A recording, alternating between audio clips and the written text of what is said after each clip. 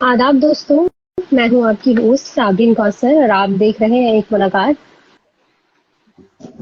आदाब आदाब, साबिन। कैसे हैं आप? जी आदाब। अल्हम्दुलिल्लाह। नाज़रीन आदाब, आप उम्मीद है आप सभी खैरियत से होंगे। हम दोनों ही हाजिर हैं आप सभी की खिदमत में फिर से एक बार। और हर हफ्ते हम एक ऐसी शख्सियत से आपको रूबरू कराते हैं जिनका जिंदगी के बारे में जानकर आपको उनसे बहुत कुछ सीखने को और देखने को मिलता है। आज एक ऐसी शख्सियत हम सभी के दरमियान है, डीडी उर्दू की मशहूर और मारूफ एंकर समरीन नाज, जो कि एक प्रोड्यूसर भी हैं, एंकर भी हैं।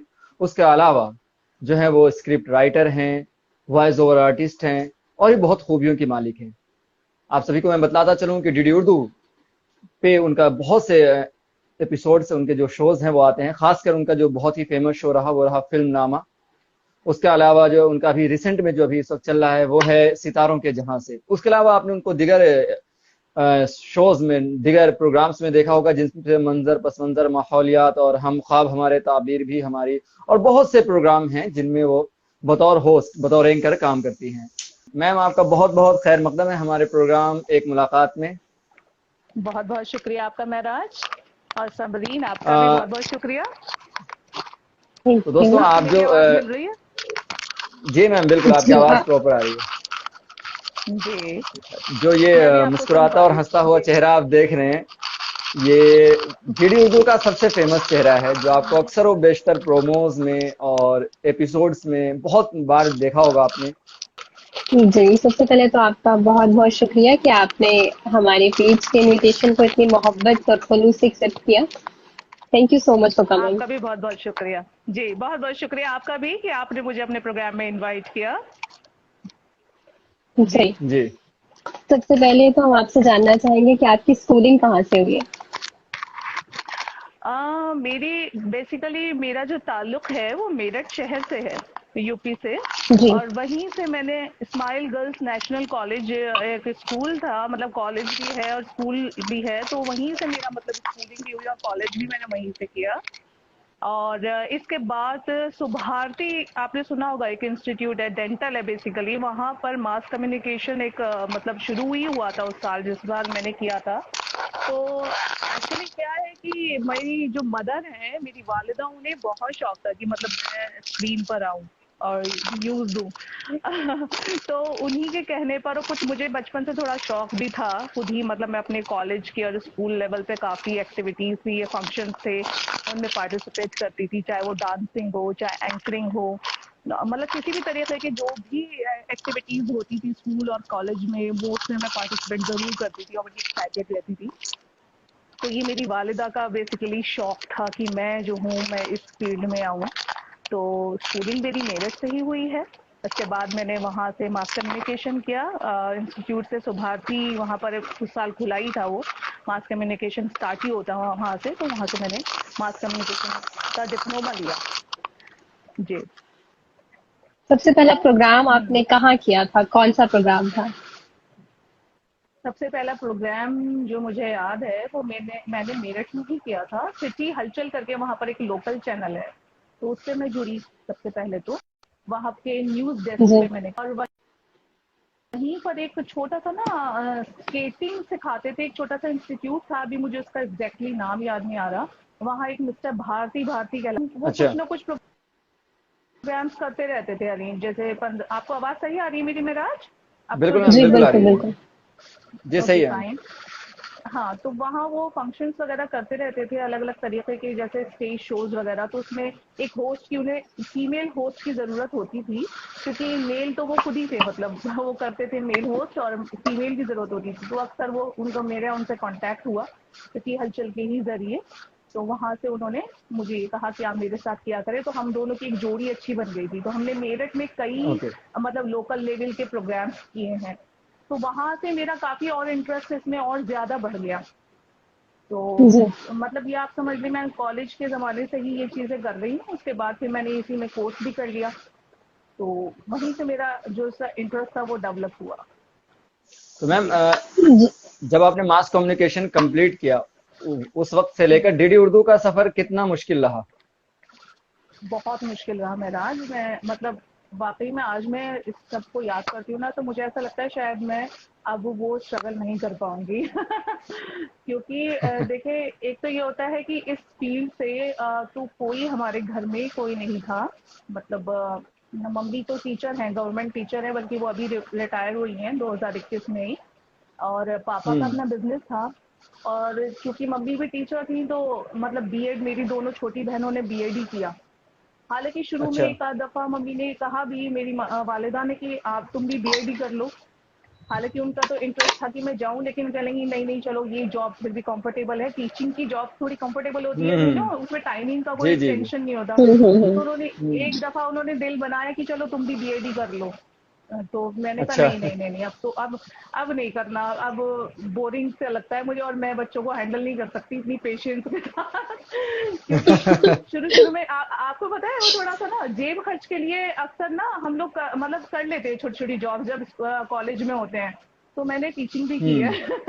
उस अच्छा। दौरान बहुत काम होते थे, टीचिंग भी करती थी, स्कूल कॉलेज कॉलेज तो जाती ही थी, कॉलेज का भी था, इसके साथ ये जो एक्टिविटीज चलती रहती थी, मेरठ दर्शन नाम करके जो लोकल चैनल था वहां पर, तो उसमें ये एक्टिविटी भी हम्म। चलती रहती थी, होस्ट करना प्रोग्राम, ये सब एक साथ चलता था।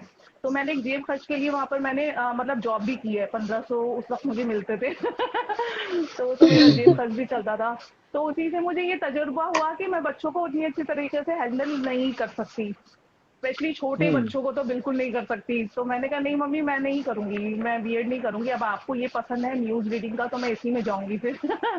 यही करना है मुझे, मास कम्युनिकेशन ही करना है। तो फिर इस तरीके से मैंने फिर ये किया, और उसके बाद करने के बाद अब ये समझ नहीं आया कि कहाँ जाऊँ, किससे मिलूँ, हम्म। क्योंकि कोई इस फील्ड में है ही नहीं। कहाँ रिज्यूम देना है, कौन से चैनल में जाना है। दिल्ली का ऐसा था कि दिल्ली आते थे, कभी आपको याद होगा कि बच्चे जो को स्कूल में आज भी लेके जाते हैं उनके स्कूल वाले कहीं घुमाने के लिए, चाहे कुतुब जी मीनार बिल्कुल। पे या फिर आपके लोटस टेम्पल, ऐसे ही हम आते थे।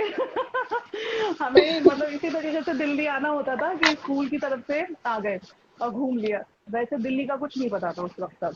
तो हालांकि यहाँ मेरे जो है मामू वगैरह रहते हैं, लोधी कॉलोनी में भी, हम्म। नोएडा में भी। लेकिन बस कभी आए रहे, एक दो दिन रहे उनके यहाँ और आ गए वापस। वैसे कुछ नहीं पता था कहाँ से कौन सी बस कहाँ जाती है, क्या है, कुछ नहीं पता था। तो उसके बाद मेरे जो बड़े मामू हैं, उन्होंने मुझे कहा कि आप एक काम करो, इसको मेरे साथ भेज दो, मैं इसको रख लूंगा अपने यहाँ, मेरे साथ रहेगी। हम्म। और मम्मी कह रही नहीं, हॉस्टल में हम रखवा देंगे, कोई नहीं। तो कहना नहीं नहीं नहीं, ये मेरे साथ ही रहेगी, इसको भेजो, मैं मदद करूंगा जो भी इसको करना है, क्या करना है आगे के लिए। तो मैं उनके साथ आ गई थी फिर यहाँ। तो लोधी कॉलोनी में मैं उनके साथ, उनका घर था, उन्हें मिला हुआ था, हेल्थ मिनिस्ट्री में वो थे, वो भी रिटायर हो चुके हैं। तो उन्हीं के साथ रही। और उन्होंने जो है फिर मेरी इंटर्नशिप जो है ये दूरदर्शन में कराई, न्यूज़ में मुझे इंटर्नशिप अच्छा। करवाई वहाँ पर। मतलब बात करी फिर उधर से अपने कुछ कॉन्टैक्ट निकाले कि हाँ भाई इंटर्नशिप करनी है, हमारी भांजी है, तो इस तरीके से हम चले गए इंटर्नशिप करने। अब हाँ बहुत पापड़ बेलने पड़े। वो स्टोरी आप ना ही सुनो, क्योंकि इतना हम लोग भागते थे सुबह 10, मतलब इंटर्नशिप तो बड़ी खुशी खुशी ज्वाइन कर दी कि 2 महीने की इंटर्नशिप मिल गई, पता नहीं क्या दुनिया फतेह कर लेंगे अब तो हम। अब तो बस पता नहीं भाई एंकर ही बन जाऊंगी, जाते ही एंकर बन जाऊंगी, मुझे रख लेंगे लोग। लेकिन वहाँ ऐसा कुछ था ही नहीं। अब वहाँ जाते ही जो हमें मिले थे हमारे मतलब हेड थे, बस उन्होंने तो वो तो इतने कड़क, बिल्कुल नया सवेरा करके एक प्रोग्राम आता था वहाँ पर न्यूज में। जी। तो वहाँ पे वीरेंद्र मिश्र थे, बहुत सख्त थे, लेकिन उतने ही उन्होंने हमें अच्छे से सिखाया। जितने ऊपर से सख्त थे ना, तो वो सख्ती इसीलिए थी उनकी कि ताकि जितने भी ये बच्चे आ रहे हैं वो कुछ ना कुछ सीख कर जाएं। तो उन्होंने ही हम्म। हमें बेसिकली, मैं ये कहूँगी, मतलब आप ये समझिए कि मेरी जो राइटिंग है ना, मुझे लिखना उन्होंने ही सिखाया। मैं लिख कर अच्छा। जो ले जाती थी, कोई भी टॉपिक को मुझे देते, मैं लिख कर ले जाती थी, तो उसको चेक करते थे। उसमें अल्लाह का शुक्र है कि बहुत कम गलतियां निकालते थे, वरना बहुत जो इंटर्न थे उनकी बहुत वाट लगती थी। तो उनसे ही मैंने मतलब एक तरीके से लिखना, स्क्रिप्टिंग मैंने उनसे ही सीखी है। बहुत अच्छे हम्म। स्क्रिप्ट राइटर थे, और बहुत उन्होंने हमें अच्छा सिखाया। हमें बहुत मजा आया। मैं अपनी इंटर्नशिप के दौरान 2 महीने हमने इंटर्नशिप की, 1 महीना हमें एक्सटेंशन मिल गया था क्योंकि हम अच्छे इंटर्न थे। एक अच्छा। आउटस्टैंडिंग इंटर्न्स में आते थे। तो हमें 1 महीना बस हम्म। फ्री में इंटर्नशिप मिली। 2 महीने के का वो था, तो 1 महीना हमें एक्स्ट्रा मिल गया था। तो बहुत क्या कुछ बात। वहां से सीखा। उसके बाद का सफर भी और भी है, बहुत लंबा रहा। जर्नलिज्म के लिए बहुत से इंस्टीट्यूट हैं, आईआईएमसी है और बहुत फेमस फेमस इंस्टीट्यूट है। क्या ये जरूरी है कि एक एडिटिंग के लिए या फिर हम अगर एंकरिंग के फील्ड में जाना चाहते हैं या किसी भी जर्नलिज्म के फील्ड में जाना चाहते हैं तो हमें एक स्पेसिफाइड फेमस इंस्टीट्यूट से जर्नलिज्म करने की जरूरत है? आप इस देखिए बात से मुझे इत्तेफाक रखते हैं? नहीं नहीं, मुझे जो है ना पर्सनली ऐसा मुझे लगता है, वो शायद इसलिए कि जो मेरा खुद का तजुर्बा रहा है, वो खुद मैंने बहुत हाई फाई या अच्छे इंस्टीट्यूट से जर्नलिज्म नहीं किया है। ठीक है करा है, लेकिन ये कि वहाँ अच्छी पढ़ाई होती थी, नो डाउट। पहली बात, हमारे टीचर्स बहुत अच्छे थे, बहुत अच्छा पढ़ाते थे और प्रैक्टिकल भी हमें करवाया है उन्होंने। लेकिन मुझे ऐसा लगता है, देखिए समरीन, कि अगर आपके अंदर खुद के मतलब वो चीज है, एक जुनून है, तो आपके अंदर वो चीज है ना, तो वो पॉलिश करने की होती है। बस एक आपको पॉलिश, अगर आपको थोड़ा सा बस पढ़ाई है तो आपने पढ़ लिया, सिर्फ पढ़ने से वो काम नहीं होगा, आपको ना प्रैक्टिकल भी करना है। जैसे अगर मान लीजिए आपको एक एंकर बनना है, तो एंकरिंग के लिए आपको ये नहीं कि आप वो किताबी आप पढ़ के, किताबें पढ़ के एंकर नहीं बन सकते हैं। आपके अंदर वो चीज अगर है तो आप खुद से सेल्फ प्रैक्टिस कीजिए। क्योंकि मैं जो अपना तजुर्बा बताऊं आपको, एक्सपीरियंस मेरा रहा है कि मैं खुद आईने के सामने खड़े होकर प्रैक्टिस किया करती थी।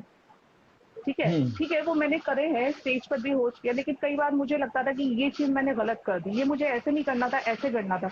तो मैंने उसके लिए ना प्रैक्टिस भी की है, आईने के सामने खड़े होकर। प्लस काफी मतलब न्यूज़पेपर, अखबार, वो पूरा टच में रहना आपका बहुत जरूरी है। आपको मतलब एक तरीके से मालूमात हर फील्ड की होनी जरूरी है, चाहे थोड़ी थोड़ी हो, लेकिन हर फील्ड की आपको मालूमात भी बहुत जरूरी है होनी। और थर्ड पॉइंट ये कि आपकी ना जबान, आपको जबान पे काफी मतलब ध्यान देना चाहिए। आजकल जबान का बड़ा रहता है, खासकर आपकी जबान साफ हो, मतलब तलफ्फुज सही हम्म। हो आपका, है ना, ये भी बहुत इंपॉर्टेंट है। ये जरूरी नहीं कि आप उसके लिए उर्दू पढ़े हुए हों, ऐसा कुछ नहीं है। तलफ्फुज के लिए आप क्लासेस भी ले सकते हैं, अच्छे प्रोनाउंसिएशन का अपना कुछ मतलब अलग से भी, अगर आपको मान लीजिए नहीं आपने उर्दू पढ़ी है तो उसके लिए अलग से क्लासेस वगैरह भी आप ले सकते हैं, अच्छी किताबें पढ़ सकते हैं। तो मुझे नहीं लगता कि बहुत अच्छे इंस्टीट्यूट से पढ़ने से ही आप कहीं किसी हाई पोजीशन पे पहुंचेंगे। ये आपका सेल्फ डेडिकेशन भी होता है, खुद की मेहनत और लगन भी होती है, जुनून भी आपके अंदर वो होना चाहिए। वरना आप अच्छे से अच्छे इंस्टीट्यूट में भी पढ़ लें, उसके बाद भी आप कामयाब नहीं होंगे, उसकी कामयाबी की कोई गारंटी नहीं है। मैंने ऐसे लोग बिल्कुल देखे सही भी हैं, है। मेरे साथ के बिल्कुल। ही कई लोग ऐसे रहे इंटर्नशिप जिन्होंने मेरे साथ की और बहुत अच्छे इंस्टीट्यूट से पढ़ के आए थे। इनफैक्ट मैं कभी कभी लगता था मुझे कि यार मैं तो उतने अच्छे शायद इनके लेवल के उस पर नहीं पढ़ी हूँ, कि तो यहाँ दिल्ली से पढ़े हुए हैं, दिल्ली के जामिया से उन्होंने किया हुआ है, बट स्टिल फिर मैंने उनको देखा कि वो कहीं अभी नहीं है, उनका कोई वो मकाम हम्म। उन्होंने हासिल नहीं कर पाए हैं। तो ये मुझे अपना पर्सनली मुझे ऐसा लगता है कि नहीं, ये आपको खुद से होता है, आप खुद बहुत कुछ हासिल कर सकते हैं। ऐसा कोई जरूरी नहीं कि बिल्कुल। आप किताबी कीड़ा बने तभी आपको, ठीक है एजुकेशन इज मस्ट, जरूरी है पढ़ाई, बस आपका सेल्फ खुद पे भी ध्यान देकर खुद से आगे बढ़ना, खुद से चीजों को करना, वो ज्यादा जरूरी है। बिल्कुल उस सही। चीज से आप कामयाब हो सकते हैं।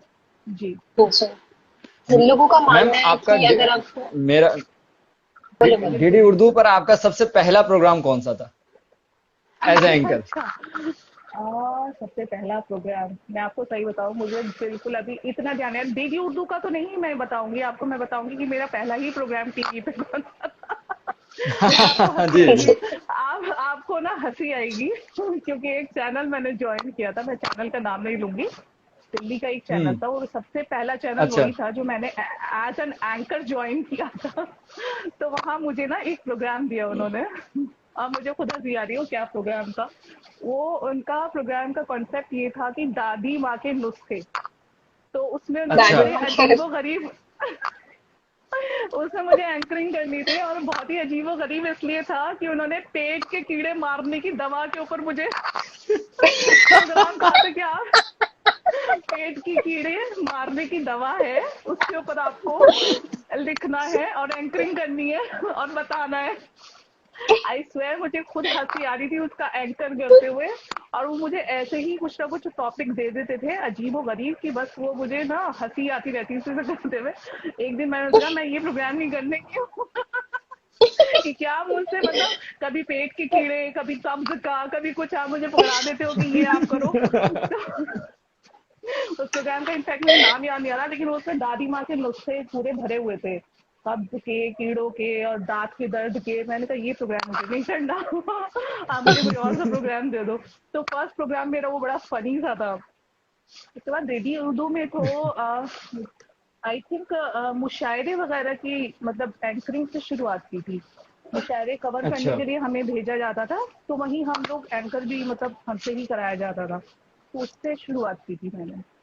बेशतर लोगों का मानना है कि एंकरिंग फील्ड के लिए बेसिकली हाइट होनी चाहिए और अच्छा दिखना भी इम्पोर्टेंट होता है, और सिर्फ परफेक्ट हम्म। डिक्शन और अगर आपको आपके बोलने का अंदाज अच्छा है तो ये चीज उतनी मैटर नहीं करती जितना उनका फिजिक भी अच्छा होना चाहिए। तो इससे आप कहते हैं? देखिए मुझे ऐसा लगता है कि अगर आप स्मार्ट हैं, ठीक है, आपका अपीयरेंस वाइज आपको अगर एंकर आप स्क्रीन का नाम चाहते हैं, एक तरीके ग्लैमर वर्ड है। देखिए आप स्क्रीन पे आएंगे, अच्छे दिखेंगे। अगर मैं ये नहीं कह रही अल्लाह ने बनाई है सूरत शक्ल, उससे कोई फर्क नहीं पड़ता। अ, सबरीन सॉरी। अब ठीक है, नहीं बिल्कुल, हाँ अब आ रही बिल्कुल। है बस। जी जी। तो देखिए अच्छा अच्छा और बुरा दिखने का कोई इसलिए मैटर नहीं करता, क्योंकि ये तो अल्लाह की बनाए हुए हम लोग सब हैं, इससे कुछ फर्क नहीं पड़ता। लेकिन अगर आपका इंटरेस्ट है तो आप अपने अंदर एक स्मार्टनेस पैदा करें, है ना। सबसे पहले तो आपके अंदर कोई झिझक है, वो झिझक आपको बिल्कुल निकालनी पड़ेगी, हेजिटेशन आपको छोड़ना पड़ेगा, और थोड़ा सा स्मार्टनेस पैदा कीजिए। और इससे कोई फर्क नहीं पड़ता कि आप बहुत खूबसूरत होने चाहिए, ऐसा कुछ नहीं है। मैं भी अपने आप को बहुत अच्छा नहीं मानती हूँ, ठीक है। एक होना चाहिए, आप एक स्मार्टनेस आपके अंदर होनी चाहिए। बहुत से आजकल एंकर ऐसे आ रहे हैं, मतलब मैंने भी देखा है कई चैनल्स पे कि देखने में वो इतने कोई खूबसूरत नहीं होते, लेकिन उनके बोलने का अंदाज, उनका प्रेजेंटेशन, वो सब बहुत काफी अच्छा और इम्प्रेसिव होता है। तो अगर आपके अंदर वो चीजें हैं, क्वालिटी हैं, तो आप इस फील्ड में आगे बढ़िए। इससे कोई फर्क नहीं पड़ता कि आप गोरे हैं, काले हैं, नथिंग डजंट मैटर। बिल्कुल। ऐसा कुछ नहीं है जी। कॉन्फिडेंस देखिए, सबसे बड़ी मैम, बात है खुद एतमादी, कॉन्फिडेंस होना जरूरी है। हम्म। मैम जिस तरीके से जी गुज़िश्ता कुछ सालों में हम जिस भी चैनल को देखें, चाहे वो न्यूज़ चैनल हो या प्रोग्रामिंग चैनल हो, खातून ने अपनी जो है एक उसमें अपना अटेंडेंस दर्ज करवाया है। हर चैनल पे हम देखते हैं कि हम्म। खातून जो है एज एंकर ज़्यादा दिखती हैं और मर्दों के लिहाज से। तो इसकी जी क्या जी। सबसे बड़ी वजह वजह बड़ी मानी जाए? इससे देखिए, जहां तक मुझे ऐसा लगता है कि इसमें अब क्या मैं बोलूं, या तो लड़कियों को ऐसा है कि मतलब जरा एक कहते हैं ना खूबसूरती के उसमें तोलते हैं कि हाँ भाई एक लड़की है, नाजुक सी है, मतलब एक खूबसूरत उसके प्रेजेंटेशन में अच्छी लगेगी। अब सबरीन है, वो हमारा इंटरव्यू ले रही है तो वो हमें अच्छी लग रही है। लेकिन मुझे ऐसा लगता है कि महराज भी बहुत स्मार्ट, लेकिन महराज भी बहुत स्मार्ट लग रहे हैं मुझे तो। तो मैं अपने नजरिए से देखूं तो मेरे लिए तो ये मैटर ही नहीं करता। अगर आप अच्छा प्रेजेंटेशन है, आप प्रेजेंटेबल हैं, अच्छा बोल रहे हैं, आपका अंदाज अच्छा है और आपको नॉलेज अच्छी है, तो मेल और फीमेल कोई फर्क तो नहीं पड़ता। ये मेरे ख्याल से तो ऐसा होना नहीं चाहिए। और फीमेल्स भी हैं, लेकिन मेल्स भी काफी अच्छे एंकर्स आजकल देखने को मिल रहे हैं। ऐसा कुछ बिल्कुल नहीं है। बिल्कुल। तो, जी। आपसे जानेंगे कि कोई क्या खास बात दीदी है डीडी उर्दू, किस तरह से मुख्तलिफ है बाकी चैनल से? देखिए, डीडी उर्दू की खास बात जो मुझे लगती है ना, वो मैं सिर्फ पता नहीं मुझे लगती है या और लोग जो वहाँ काम करते हैं, पहली बात तो मैं जी। डीडी उर्दू को अपना दूसरा घर मानती हूँ। बिल्कुल। ऐसा मेरा सोचना है कि डीडी उर्दू जो है वो मेरा दूसरा घर है। मैं अपने घर से सुबह को अगर निकलती हूँ तो ऐसा लगता है कि मैं घर ही जा रही हूँ। ऐसा नहीं लगता कि मैं ऑफिस जा रही हूँ। और एक चीज और है कि हम लोग जितने भी वहाँ लोग हैं, महराज भी अच्छी तरीके से वाकिफ है इस चीज से, कि हम जी सब मैम। लोग ना बहुत अच्छे से रहते हैं। जूनियर और सीनियर का कोई वहाँ कॉन्सेप्ट है नहीं। हम लोग सब सब एक से मतलब एक टीम की तरह हम काम करते हैं। ये नहीं कि अगर मैं बिल्कुल कोई एंकरिंग कर रही हूँ किसी प्रोग्राम की, या मैं कोई प्रोग्राम बना रही हूँ तो मेरा कोई जूनियर है तो मैं उसको ऐसे ट्रीट करूँ, ऐसा कुछ नहीं। हम लोग बहुत ही खुश अखलाकी से और बहुत ही दोस्ताना माहौल में रहते हैं, और वाकई में ऐसा लगता है कि ये हमारा दूसरा घर है। और इतने साल से हम वहाँ पर जुड़े हुए हैं कि आप यकीन कीजिए मेरा कहीं और जाने का दिल नहीं चाहता कि मैं किसी और चैनल को ज्वाइन करूं। और दूसरी बात है कि उर्दू तो जबान ही अपने आप में इतनी खूबसूरत है, उसे खूबसूरत तो है। छोड़ना वैसे भी मुमकिन नहीं है। अब तो उसी माहौल में रहने की, उसी चीज में घुलने मिलने की आदत हो गई है। तो एक दोस्ताना माहौल डीडी उर्दू को मुझे लगता है और चैनल से अलग इसलिए बनाता है, क्योंकि ये मेरा अपना पर्सनल एक्सपीरियंस है मैंने जितनी जगह भी काम किया है वहाँ मैं टिकी नहीं ज़्यादा, क्योंकि मैंने अपनी बहुत जल्दी जॉब भी स्विच करी है कि साल भर कहीं काम किया। सहारा में भी मैंने काम किया है, सहारा चैनल में। एक टीवी 100 चैनल है, वहाँ पर भी। साधना टीवी था, स्पिरिचुअल चैनल, उधर भी मैंने काम हम्म। किया। 2-4 प्रोडक्शन हाउसेस थे, वहाँ भी काम किया। रेडियो में भी मैंने डबिंग वगैरह के काम किए हैं। और जी। आपके जागो ग्राहक जागो में एड्स वगैरह में भी मैंने किया है काफी काम। लेकिन अब डीडी उर्दू इसको जब से ज्वाइन किया ना, बस तब यहीं के होकर रह गए। यहाँ से अब कहीं नहीं। वो कहते हैं ना कि दुल्हन वो ससुराल में आती है तो अर्थी वहीं से उठती। वही हाल हमारा। वही समझ लें कि वो ससुराल है, अब हमारी अर्थी वहीं से उठनी है। खैर ये तो मजाक भी है एक तरीके का, लेकिन ये नसीबों की भी बात है, आगे अल्लाह ताला कहाँ ले जाए। लेकिन फिलहाल तो डीडी उर्दू से बेहद प्यार है। बिल्कुल। जी। जी। जैसे कि आप डीडी उर्दू में बतौर एंकर भी हैं और बतौर प्रोड्यूसर भी हैं, तो आप दोनों में से किस काम में ज्यादा इंटरेस्ट आपको आता है, कि प्रोड्यूसिंग में, या कि आप कोई प्रोग्राम बना रही हैं उस पर, या फिर जब आप एंकरिंग में होती हैं? आपके पर्सनल। देखिए, हाँ। जो भी काम जिस वक्त अगर मैं एंकरिंग कर रही होती हूँ या एंकरिंग करने जा रही होती हूँ किसी प्रोग्राम की, चाहे वो मेरा प्रोग्राम हो या किसी और प्रोड्यूसर का, तो मैं सिर्फ एक एंकर होती हूँ। मुझे सिर्फ जी। प्रोड्यूसर की सुननी है। अपना मैं दिमाग नहीं लगाती, क्योंकि मैं अच्छे से जानती हूँ कि एक प्रोड्यूसर कोई विजन लेकर एक कॉन्सेप्ट लेके चलता है। वो उसका अपना कॉन्सेप्ट है, वो अपनी सोच है कि उसे एंकर से क्या काम कराना है। मैं क्या उसमें टांग करना नहीं है? अड़ाती हूँ। तो उस वक्त मैं एंकरिंग कर रही हूँ तो सिर्फ मैं एक एंकर हूँ। वो मुझे, मेरा प्रोड्यूसर इंस्ट्रक्शंस देता है कि आपको ये करना है, नेक्स्ट ये बोलना है, नेक्स्ट ये बोलना है, वो मुझे फॉलो करना है। और जब मैं प्रोड्यूसर होती हूँ, प्रोग्राम प्रोड्यूस करना है होता है मुझे, या मैं खुद किसी से एंकरिंग करवा रही होती हूँ, उस वक्त मैं प्रोड्यूसर होती हूँ। उस वक्त मेरा हुलिया भी चेंज होता है। उस वक्त मुझे पहचानेगा नहीं कि ये एंकर है। वो मेरा वही बेतरतीब सा हुलिया होता है कि वो जूड़ा बंधा हुआ और बस वही कुर्ता पहना हुआ, जीन्स पहनी हुई। कई बार महराज ने मुझे देखा भी होगा, तो कोई मुझे कहेगा नहीं कि ये एंकर भी है यहाँ की। क्योंकि उस वक्त मैं इतना दिमाग में चल रहा होता है कि मुझे ये भी करना है, ये भी करना है, ये भी करना है, यहाँ से ये शॉट्स उठाने हैं, वहां से वो एंकरिंग पूरी करानी है, ये भी वॉइस ओवर करवाना है। तो बहुत थोड़ा प्रेशर होता है उस वक्त प्रोग्राम का ना। तो उस वक्त मैं सिर्फ प्रोड्यूसर होती हूँ। तो वो दोनों चीजों को ना मैं थोड़ा अलग अलग ही रखती हूँ। और जिस वक्त एंकर हूँ उस वक्त बहुत कूल हूँ, उस वक्त कूल काम करती हूँ, क्योंकि उस वक्त मेरी कोई जिम्मेदारी नहीं है, वो प्रोड्यूसर की जिम्मेदारी है। जी। जी। मैम, एक न्यूज एंकर और एक प्रोग्राम एंकर, दोनों अलग अलग काम है, दोनों का अलग। तो आपको क्या लगता है कि दोनों में आपको सबसे ज्यादा, अगर प्रोग्राम करती हैं आप, अगर आपको न्यूज एंकरिंग का मौका मिले तो सबसे ज्यादा प्रेफरेंस किसको देंगी? मुझे प्रोग्राम एंकरिंग में ज्यादा इंटरेस्ट आता है। मतलब मैं आपको बताऊं, क्योंकि वो इसीलिए शायद, क्योंकि न्यूज भी अच्छा है अपने लिए, लेकिन मेरा इंटरेस्ट खुद का जो है वो प्रोग्राम में ज्यादा है, क्योंकि मुझे ऐसा लगता है कि मैं उसमें एक्सप्रेशंस दे सकती हूँ। अपने वॉइस का मॉड्यूलेशन है चाहे, वो अच्छा से डिलीवर कर सकती हूँ। और कोई भी मान लीजिए किसी, मतलब खवातीन पे कोई प्रोग्राम है अगर, तो उसमें मैं अच्छे से अपने एक्सप्रेशन उसी तरीके के दे सकती हूँ, उसी तरीके से बोल सकती हूँ, वही चीज डिलीवर कर सकती हूँ जो दिल से महसूस कर रही हूँ। न्यूज में हम्म। है कि आपको टेलीप्रॉम्प्टर देके सिर्फ पढ़ना है और पढ़ना है, दैट्स इट। तो मुझे बिल्कुल। ऐसा लगता है कि हालांकि वो भी अपनी जगह अच्छा है, बट मैं अपने लिए बोल रही हूँ पर्सनली, तो मैं प्रोग्राम को प्रेफर करूंगी।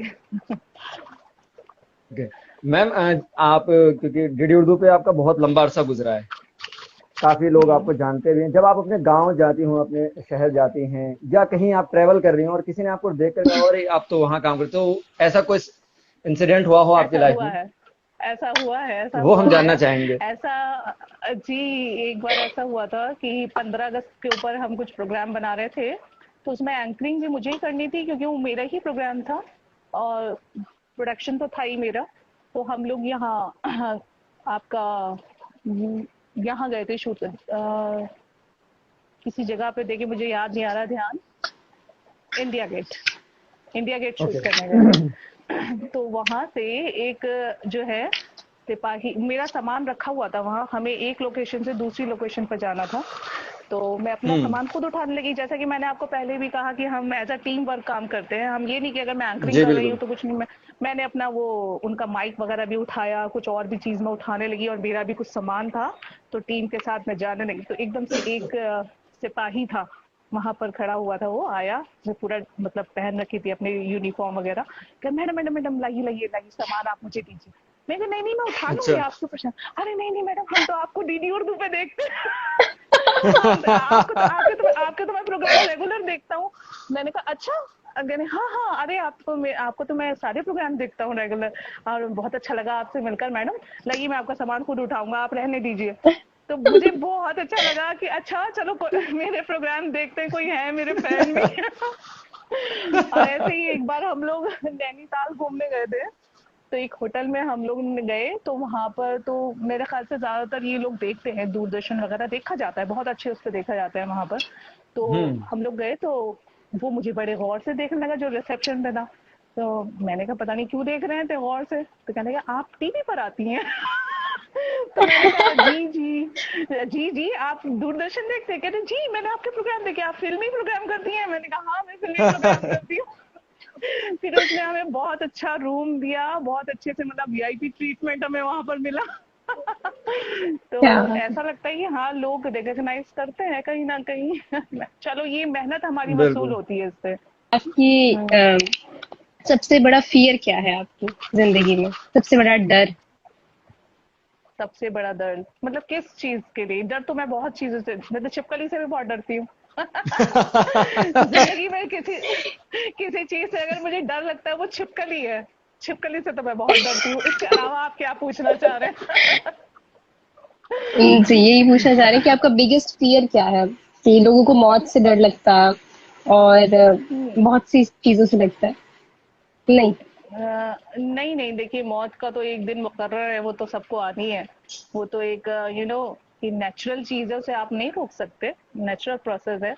लेकिन हाँ, डरती मैं किसी चीज से नहीं हूँ, अल्लाह का बहुत बहुत शुक्र है, अल्हम्दुलिल्लाह। वो इसलिए क्योंकि डरती हूँ तो सिर्फ अल्लाह से और छिपकली से। जी। और किसी चीज से नहीं।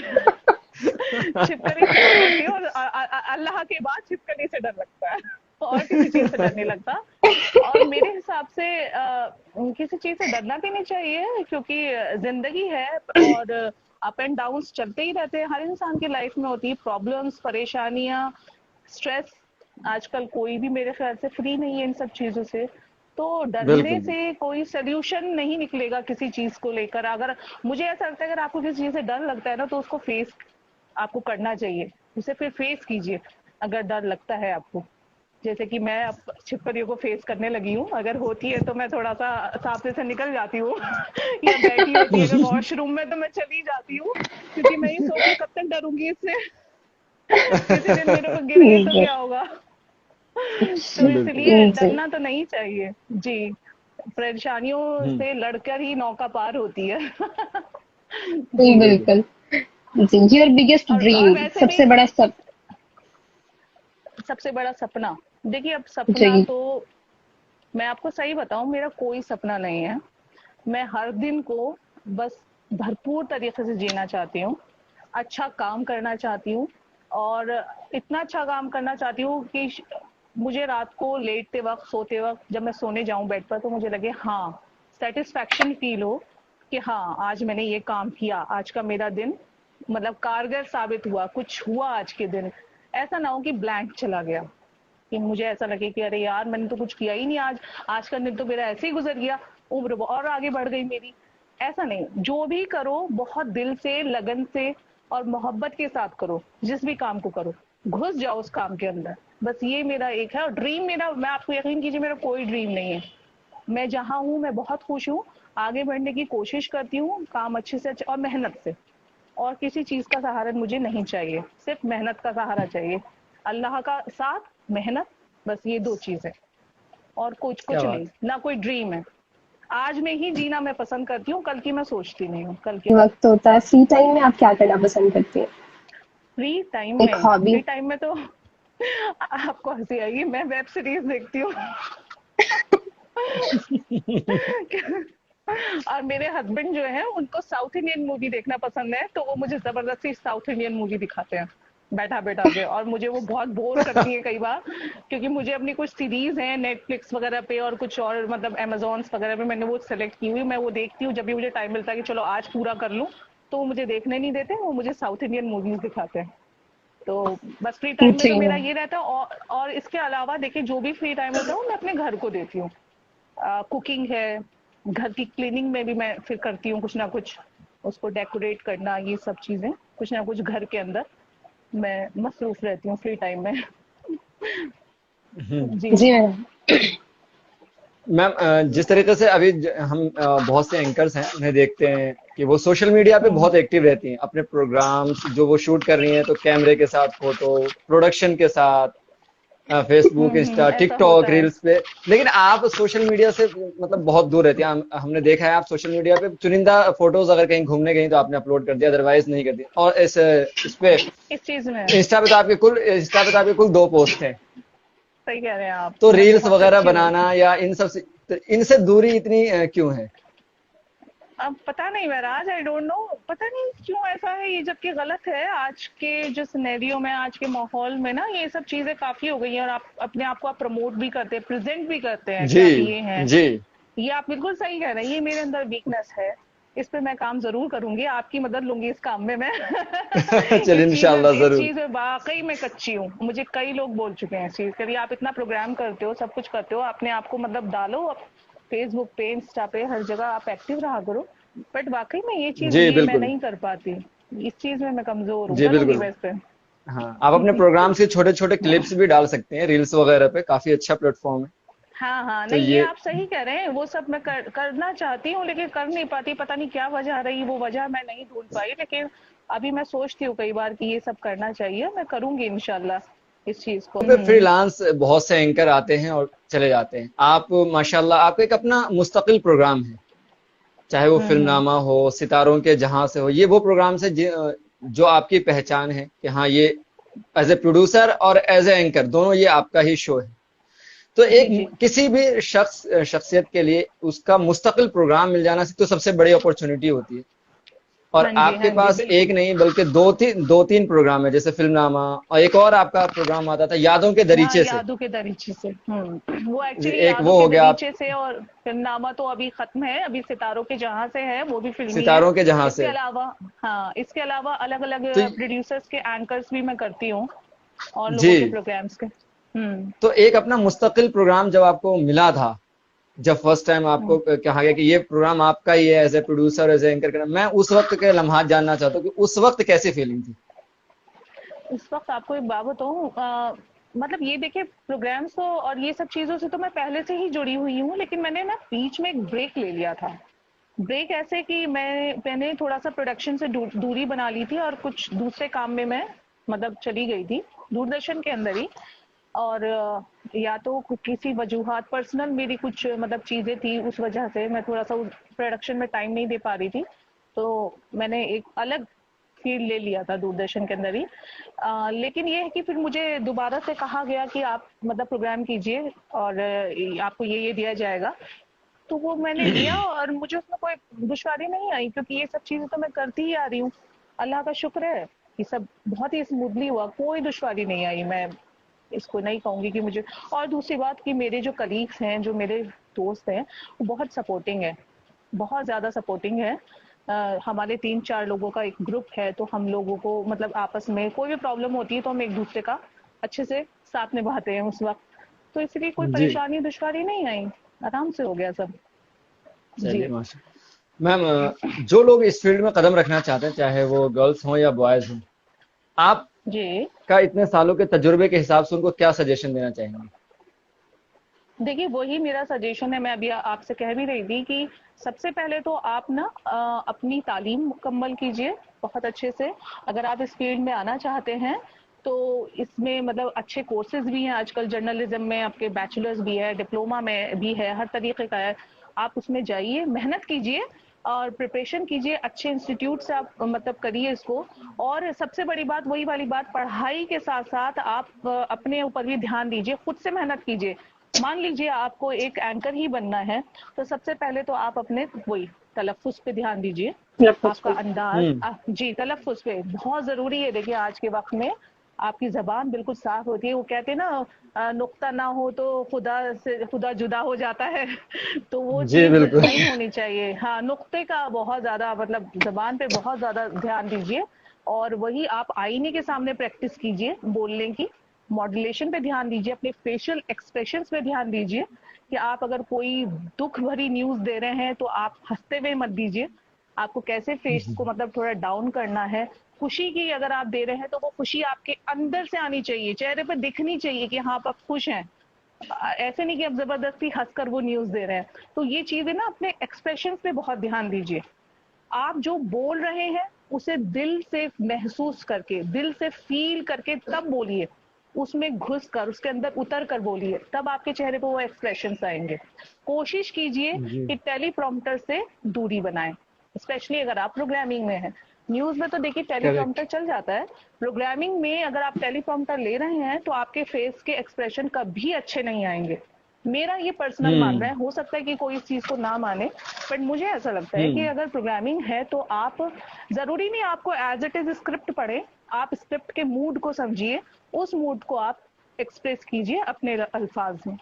तो आपको अपने तलफ़ुज़ पे, अपने फेशियल एक्सप्रेशंस पे, अपनी वॉइस पे, अपने वॉइस के मॉड्यूलेशन पे, इन सब चीज़ों पे बहुत ध्यान देने की ज़रूरत है। और प्लस नॉलेज, किताबें पढ़ने की ज़रूरत है, वोकेबलरी आपकी अच्छी होनी चाहिए, आपके पास अल्फाज होने चाहिए, क्योंकि आप कुछ भी अगर आप पढ़ रहे हैं, बोल रहे हैं, मान लीजिए आपके पास स्क्रिप्ट अवेलेबल नहीं है, तो आप उस टॉपिक को खुद अपने अल्फाज में अदायगी कर सकें। तो ये बहुत ज़रूरी है आपके लिए, यही मैं कहना जी चाहूँगी। जी। बिल्कुल। मैम जी, आपके रोल मॉडल कौन है? मतलब एक इंसान देखता है कि एंकर बहुत। जी। मेरी रोल मॉडल, मैं अपनी रोल मॉडल, वैसे मैं आपको एक बात बताऊं, एक समीना जी एंकर रही हैं बहुत पुरानी, मिस्टर रईस सिद्दीकी हमारे यहाँ पैक्स थे दूरदर्शन उर्दू में ही, उनकी वाइफ समीना सिद्दीकी, अच्छा अभी वो रिटायर ही हो गई हैं, रिटायर हो चुकी हैं। एक सलमा सुल्ताना, पुरानी एंकर, अच्छा। उनको, जी उनके जी। तो हमने जैसे बचपन में देखा है हमने उनको टीवी पे, और उनके साथ मैंने एक प्रोग्राम भी किया था डीडी उर्दू का ही, आई ना माजी, तो उसमें वो एंकर अच्छा। थी और मैं हमारी प्रोड्यूसर थी उस वक्त, तो हमारी शुरुआत हुई थी, हमारी मैडम थी शहनाज मैम, तो उन्होंने उनकी असिस्टेंट मैं थी, तो मैं उनके यहाँ शूट पे जाया करती थी सलमा मैम के यहाँ। तो वो मेरी बड़ी अच्छा। मुझे अच्छी लगती थी, वो अभी भी वो गुलाब का फूल लगाती हैं। तो उनके बोलने का अंदाज मुझे बहुत पसंद है, वो मुझे अच्छी लगती है। और एक समीना मैम है, वो अब रिटायर हो चुकी है, उनकी आवाज़ की मैं दीवानी थी, उनकी आवाज़ बहुत खूबसूरत थी। तो ये दो लोगों को मैं कहूँगी, आज के उसमें तो मैं नहीं बताऊंगी, बस ये दो लोग मुझे बहुत पसंद थे, जिनको देखकर मतलब मुझे भी इंस्पिरेशन मिली, ये क्या दो बात। लोगों का। जी। जी। एक लड़की का मेरे पास मैसेज आया था जब मैंने आपका पोस्ट डाला कि मैम से हाँ जी। पूछिएगा स्किन केयर टिप्स के बारे में, कि वो इतना मतलब अगर वो अगर वो सामने इतना कैमरा फेस करती हैं और इतना सारा मेकअप भी लगाना होता है, फिर भी स्किन ऐसे मेंटेन कैसे रहती है, तो अगर आप कुछ टिप्स हाँ, दे दें उसको स्किन तो। का तो देखिए, स्किन का तो ये आप वो बिल्कुल सही क्वेश्चन कर रही हैं, स्किन पे बहुत वाकई में असर पड़ता है। और मैं अपनी बात कहूँ तो मेरी स्किन बहुत सेंसिटिव है, मेरे चेहरे पे काफी मतलब छोटे छोटे छोटे दाने भी हो जाते हैं, लेकिन उसके लिए ना थोड़ा सा, अब जैसे आपकी ऑयली स्किन है, मेरी ऑयली है, जैसे मैं बताऊँ आपको, तो छोटे छोटे दाने वगैरह भी आ जाते हैं। उसमें आप, अगर गर्मी है ना तो ठंडी चीज मुल्तानी मिट्टी है, थोड़ा सा हाँ, सबसे बड़ी बात, मेकअप लगाने से पहले आप कुछ मतलब अच्छे से क्रीम भी लगा लीजिए चेहरे पे, कोई मतलब हल्की सी चिकनी ना हो ज्यादा क्रीम, हल्का सा। और मेकअप लगाने के बाद जैसे ही आपका शूट खत्म हो, कोशिश ही कीजिए, अगर आपको जरूरत नहीं है तो मेकअप को कैरी मत कीजिए। अगर आपका कोई नेक्स्ट हम्म। शूट नहीं है, आपका वहां फिनिश हो गया है, मैंने देखा है बहुत सी एंकर मेकअप लेके घूमती हैं, ये गलत है।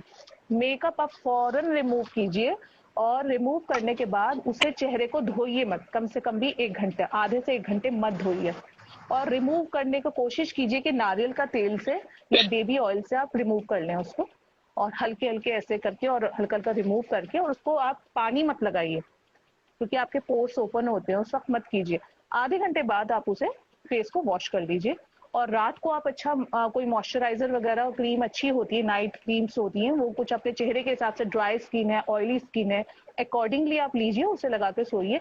और कोशिश ये भी कर सकते हैं कि एलोवेरा जेल वगैरह आजकल काफी अच्छे मार्केट में भी है, या आपके घर में भी है, तो आप वो लगा लीजिए। घरेलू चीजों पे आप ध्यान ज्यादा दें तो ज्यादा अच्छा है। जैसे बेसन से मुंह धो सकते हैं आप लोग, और बेसन का और दही का पैक लगा के वो ठंडक के लिए आप लगा सकते हैं, या पोटैटो है, टोमेटो है, कुछ भी घर पे आप लगा लें। गर्मी में तो आप 10 तरीके की चीजें ठंडक देने वाली चेहरे पे लगा सकते हैं, तो उससे आपका फेस मेंटेन रहेगा। मतलब थोड़ा सा ना आपको अपने चेहरे पे ध्यान देना पड़ेगा, क्योंकि बहुत लोगों की ना स्किन बहुत खराब होने लगती है इस चीज से। तो ज्यादा पार्लर भी जाना ठीक है, मंथ में एक बार चले जाएं, लेकिन ज्यादा रेगुलर ना जाएं। घर में ही आप घरेलू चीजों से अपने चेहरे को, मतलब अपने फेस को मेंटेन रख सकती है, स्किन को। और मेकअप ज्यादा कैरी मत कीजिए। मैं नॉर्मली मेकअप ज्यादा कैरी नहीं करती हूँ, फिर महराज ने भी देखा होगा, मैं फट से जाके पहले मेकअप उतारती हूँ और बस एक लाइट जी सी लिपस्टिक लगाती हूँ, दैट्स इट। चेहरे पे फिर मैं कुछ नहीं अप्लाई करती, क्योंकि चेहरे को भी सांस लेना, स्किन को भी सांस लेनी होती है वो मेकअप से एकदम पैक हो जाती है। जी अच्छा मैम, जैसे जी। आप के माशाल्लाह बहुत अच्छी खूबसूरत जिंदगी है, तो आपको कभी हुआ है कि मतलब आप घर पे कोई फंक्शन हो और घर वालों ने कहा कि हाँ बेटा तुम यहाँ जरा एंकरिंग कर दो, मुझसे या आप कुछ एंकरिंग, ऐसा कुछ कर रही हैं, हाँ कुछ कर रही हैं और आपके एंकरिंग हस्बैंड ने कहा कि अच्छा तुम यहाँ एंकरिंग मत करो, एंकरिंग मत करो। वो तो बस सही कहते मतलब हैं कि ऐसा एंकरिंग मतलब समरीन तुम ज्यादा से ज्यादा प्रोग्राम एंकरिंग करा करो। और मैं आपको बताऊं, अच्छा, मुझसे ज्यादा शौक उन्हें है। और उनका मन ओह क्या चले बात ना तो महराज आप उन्हें एंकर ले लो कहीं उन्हें बहुत शौक है। जरूर। आई स्वेयर उन्हें बहुत शौक है, और वो मुझे ना एंकरिंग करके दिखाते हैं। देखो मैं सही बोल रहा हूँ, देखो मैं सही बोल रहा हूँ। अच्छा उन्हें बहुत ज्यादा शौक है। हाँ, मैंने कहा मैं तुम्हें भी कहीं ना कहीं एंकरिंग करवा दूंगी, टेंशन मत लो। तो वो बहुत मुझसे ज्यादा वो एक्साइटेड रहते हैं, मेरे प्रोग्राम देखते हैं वो। शायद मैं नहीं क्या देख बात है। पाती हूँ उतना, लेकिन वो सारा उनके पास, मेरे यूट्यूब पे सारे प्रोग्राम्स के लिंक उनके पास है। चाय या कॉफी? चाय। स्वीट या स्पाइसी? स्पाइसी। चॉकलेट या आइसक्रीम? आइसक्रीम। हिजाब या दुपट्टा? दुपट्टा। दुपट्टा। कुर्ती या proper suit salwar? Proper suit salwar. Fans या best friend? Best friend. Beauty या इंटेलिजेंस? बोथ। ऑप्शन नहीं है। बोथ। Okay both. भाई इसी ओके, का कॉम्बिनेशन होता स्मार्ट है वर्क, ब्यूटी एंड ब्रेन। हाँ। ब्यूटी एंड ब्रेन, बिल्कुल। And the last one is smart work या लक? स्मार्ट वर्क या लक? नो या luck? No no no, smart smart work, smart work. Luck तो smart मुझे work. लगता है इंसान अपनी तकदीर भी बदल सकता है अगर अल्लाह ताला साथ देते हैं उसमें, अपने हार्ड वर्क से। जी। जी हम्म चल, हम्म। मैम, चलते चलते आपसे सवाल करना चाहेंगे, यहाँ आकर आपको कैसा लगा? मैं आपको सही बता रही हूँ, दिल से कह रही हूँ कि मुझे बहुत अच्छा लगा, क्योंकि पहली बात तो इस तरीके का इंटरव्यू मैंने किसी को दिया ही नहीं है। सिर्फ इंटरव्यू दिए बिल्कुल। हैं। तो ये एक अलग तरीके का एक्सपीरियंस भी रहा है, और आप लोगों से बात करके वाकई में बहुत अच्छा लगा। Really nice to meet you both on this platform. और थैंक महराज को यू। तो मैं खैर जानती हूँ, बट सबरीन आपसे भी मिलके बहुत अच्छा लगा। और आप वाकई में बहुत अच्छी, मतलब एक तरीके से एंकरिंग भी की है, आपकी आवाज भी बहुत प्यारी है। तो थैंक बहुत यू। अच्छा लगा, और आपकी मैं दिल से शुक्रगुजार हूँ आप दोनों की, आपने मुझे इनवाइट किया और इस लायक समझा ये। तो हमारी नेक ख्वाहिशात हमेशा आपके साथ हैं, और बहुत बहुत शुक्रिया आप हमारे इस प्रोग्राम में आए, आपने अपना वक्त दिया, उसके लिए बहुत बहुत शुक्रिया मैम। और आखिर में जाते जाते अगर आप कोई हमारे प्रोग्राम को सजेशन देना चाहें कि हमें कोई जी, चीज या हमसे कुछ गलत हम हो दोनों गया, को तो अगर बिल्कुल कुछ, आप हमें सजेशन दें, तो ये जी हमारे लिए जी, बहुत देखिए अच्छी बात होगी। पहली बात तो मुझे आप दोनों का प्रोग्राम बहुत अच्छा लगा, और मैं आपको सिर्फ दुआ ही दूंगी कि आगे भी आप थैंक इसी यू। तरीके से बढ़ते रहिए, और आपका प्रोग्राम बहुत मतलब आगे जाए, ऊंचाइयों को छुए, और आप अलग अलग पर्सनालिटीज को अपने आमीन। प्रोग्राम में लाएं एक दिन। अभी सबको आप कर ही रहे हैं, मतलब माशाल्लाह आगे बढ़ ही रहे हैं, और अच्छे से आप इसमें चीजें करें। और ये आपकी शुरुआत ही इतनी अच्छी है, अगर आगाज इतना अच्छा है तो आगे क्या होगा ये हम सभी देख के कह जी, सकते हैं। और बहुत अच्छी शुक्रिया मैम। शुरुआत है, और एक उर्दू के फरोग के लिए भी काफी अच्छा, मतलब ये एक प्लेटफॉर्म है। तो आपको ऑल द बेस्ट दोनों को, थैंक यू ये मैं मैम, कहना चाहूंगी। बहुत बहुत जी, शुक्रिया। ओके बहुत मैम, बहुत ख्याल शुक्रिया आप रखें। दोनों का भी। जी बिल्कुल, आप ख्याल थैंक यू रखें। मैम। अल्लाह हाफिज। अल्लाह अल्लाह अल्लाह हाफिज। हाफिज हाफिज। मैम। शुक्रिया।